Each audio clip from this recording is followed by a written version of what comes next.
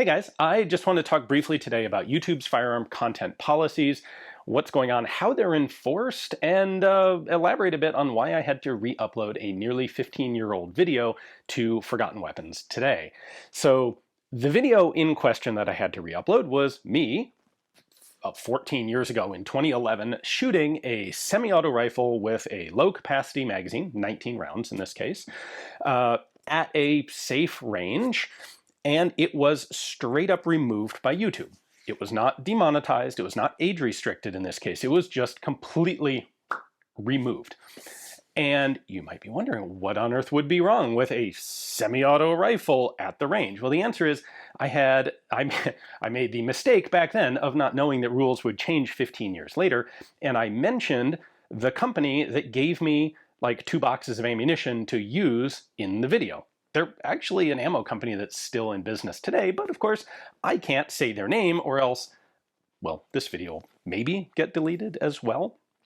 So I had to go back. I had to censor out the name of the company that gave me the ammunition, and then I was able to re-upload the video. Now, fortunately, I keep backups of everything, of course. Anyone creating stuff on YouTube, frankly, anyone creating creative content in general, you should be keeping copies and backups of all your work. But this is exactly why I have been working for almost 2 years now to maintain the History of Weapons and War streaming app, to provide a backup service, a backup streaming platform for historical educational firearms content. Because a lot of people, I think, have this misconception that YouTube has rules, and so then all you have to do is follow the rules, and you can predict how you'll be treated and what'll happen, and this video is okay because it follows the rules, and this video is not okay because it doesn't follow the rules.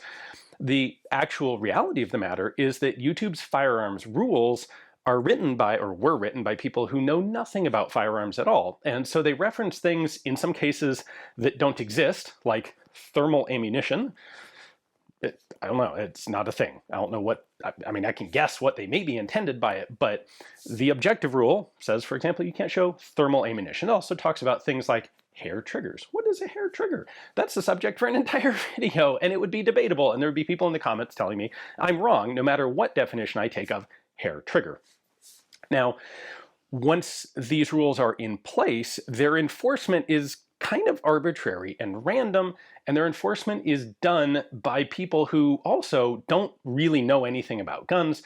They're essentially call centers of people who have seconds, maybe minutes, to make a decision on a particular video. And depending on what their decision is, it might be approved, it might be demonetized, it might be age restricted, it might be removed, and you might get a channel strike for some or all or none of those things. The rule structure on YouTube simply is not objective, and it is not enforced equally. So when you see that, like, I don't post full auto content on YouTube anymore, it's because all of my full auto content is getting age restricted, all the stuff back to the very beginning of the channel. Now, you may go look at a video and say, oh, well, this one isn't, and maybe that one isn't. It comes in bits and pieces. I get notifications every week of, oh, we age restricted these old videos of yours. And the same thing may apply to other channels. Some people may not be having this problem. Some people are.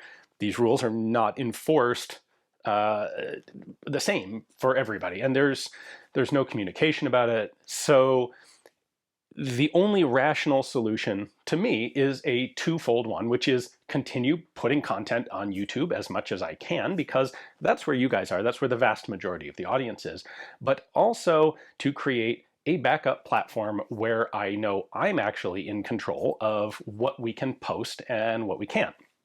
And that's the History of Weapons and War streaming app. And we now have 10 channels on that app of historical, educational firearms content, as well as additional content. We're spreading out a bit from just firearms into other military technologies. So we have military history visualized on there now. We have Nick Moran, the Chieftain, on there now. And I expect we'll be expanding a bit more in the future as well. But in order to make that work, of course, I have to pay for the bandwidth and the hosting services and the whole back end of that program. And so that is a paywalled subscription-only service. If you would like to help ensure the continuity of historical educational firearms content on YouTube, I would encourage you to check out the streaming app. It's at weaponsandwar.tv. It's $10 a month. The significant majority of that money goes to all of the other channels who are on the app. We maintain the app and then spread the wealth around to help try to support all of the small channels that are doing really good historical work, but obviously not getting rewarded by YouTube for it. So I will, of course, continue to post stuff on YouTube until they don't let me. Like, I'll post what I can there.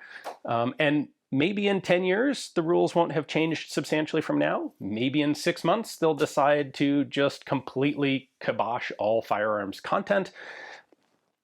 I have no way of knowing. Therefore, I'm going to do my best to plan for all eventualities. So anyway, that's why I had to re-upload the potato cam footage of a Farquhar Hill shooting with the generous ammunition sponsor censored out because that's apparently dangerous now. Anyway, thanks for watching.